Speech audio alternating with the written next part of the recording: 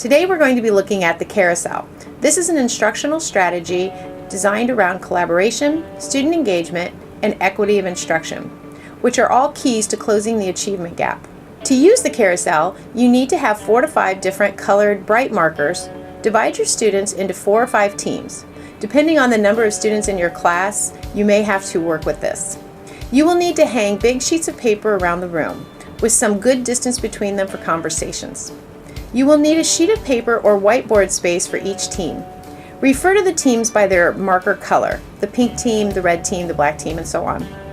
Before class begins, determined by your objective, you will need to write statements or pose questions on each of the sheets to elicit a broad range of responses. You're looking for overarching questions or overarching statements, not closed-ended. Position each team in front of one of the sheets and hand a marker to one student in the team.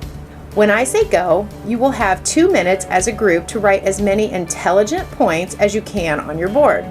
When I call time, every group is going to take their marker and rotate counterclockwise, just like a carousel, to the next board. When you get to the next paper, before you write anything, you read the prompt and then read what the other teams have written. If you disagree with something that you see on the board, draw one line through it. Don't cross it all out so we can't read it. We want to be able to read their statement, but you want to show that you don't agree. You can also then write why you don't agree if you want to add comments to it. If you read something that you think is dead on brilliant, you can star that or mark it somehow as well.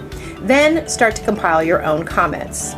So this is a competitive game, and at the end we will see which team has the most intelligent comments or creative comments in their own marker.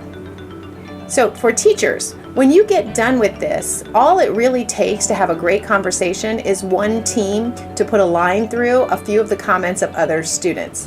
This is a great way to check for understanding.